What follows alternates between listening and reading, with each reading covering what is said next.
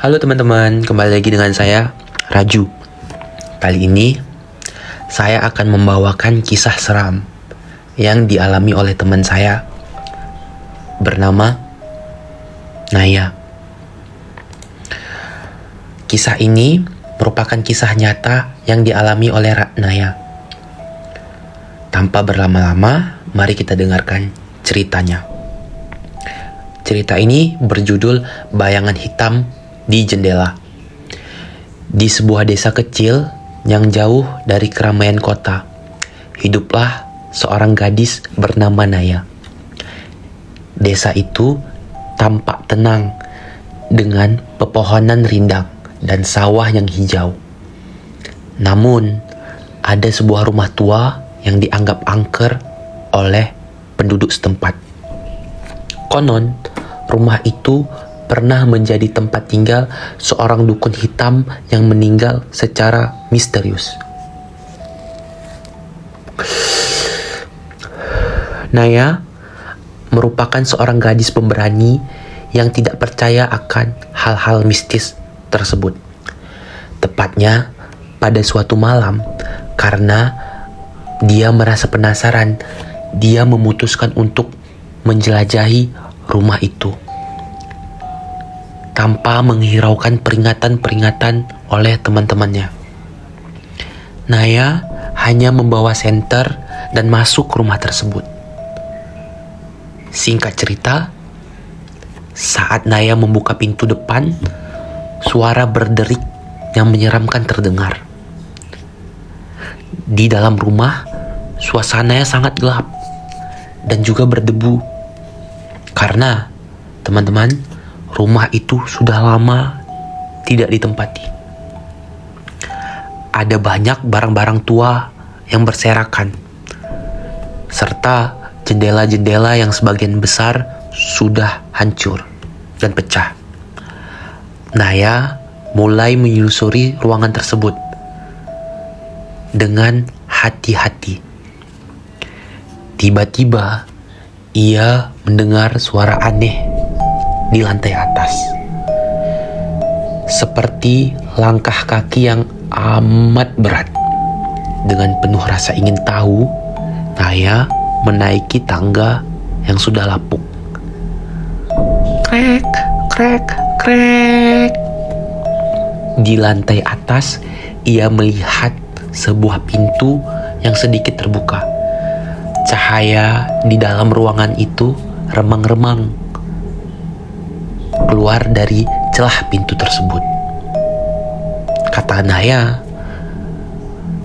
cahaya tersebut merupakan cahaya bulan yang malam itu cerah. Dengan tangan yang gemetar, Naya mendorong pintu itu secara perlahan-lahan. Nyit.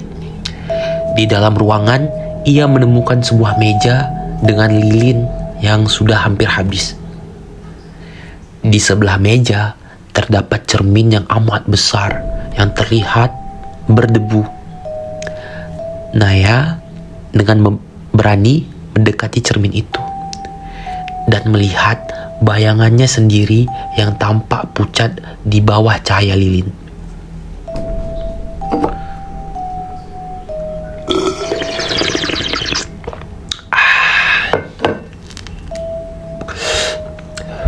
Namun, saat ia hendak berbalik, ia melihat sesuatu yang mengerikan di dalam cermin.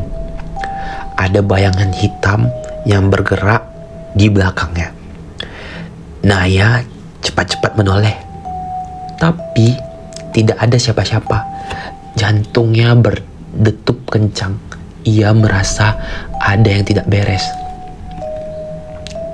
Naya mencoba untuk tetap tenang, seperti pada umumnya, dan memutuskan untuk turun kembali. Namun, saat ia menuruni tangga, suara langkah kaki itu terdengar lagi, semakin dekat. Kali ini, ia melihat bayangan hitam itu bergerak dengan cepat menuju dirinya. Naya berlari secepat yang ia bisa keluar dari rumah itu.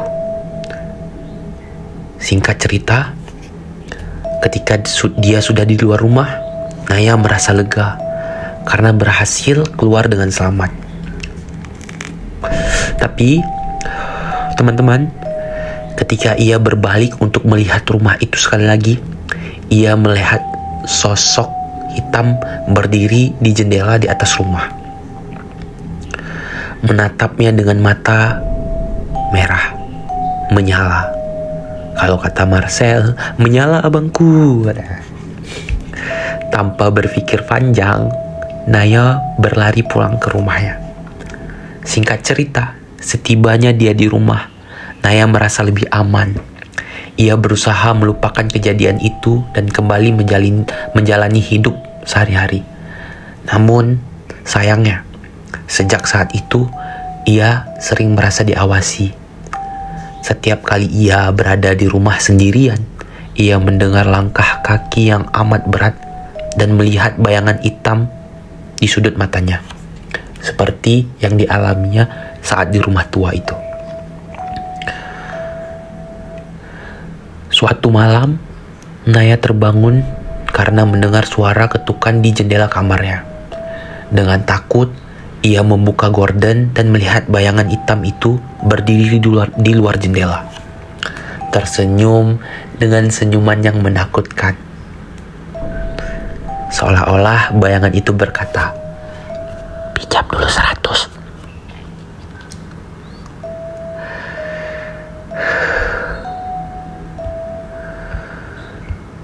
Naya berteriak sekuat tenaga, teman-teman. Tapi bayangan itu terus mendekat perlahan. Sejak malam itu, Naya menghilang tanpa jejak. Penduduk desa hanya menemukan jejak kaki yang menuju ke rumah tua itu, dan suara langkah kaki berat yang masih terdengar di malam hari. Mereka percaya bahwa hitam itu telah membawa Naya ke dalam kegelapan yang abadi. Dan hingga kini, setiap kali ada yang melewati rumah tua itu, mereka bisa mendengar bisikan suara Naya yang meminta tolong. "Tolong, tolong, ada serigala di sini." Dah kemana-mana nih. Sorry. Ayo kita lanjut. Dan bayangan hitam yang masih setiap menunggu di jendela, masih mencari korban berikutnya. Semoga teman-teman, cerita ini memberikan sensasi yang seram yang teman-teman inginkan. Terima kasih teman-teman sudah meluangkan waktunya untuk menonton video ini. Sebelum saya menutup video ini, izinkan saya untuk berpantun. Ketika ada sumur di ladang, boleh kita menumpang mandi. Terima kasih teman-teman. Ayo lain kali datang kembali. Wassalamualaikum warahmatullahi wabarakatuh. Terima kasih teman-teman. Selamat malam. Salam perdamaian.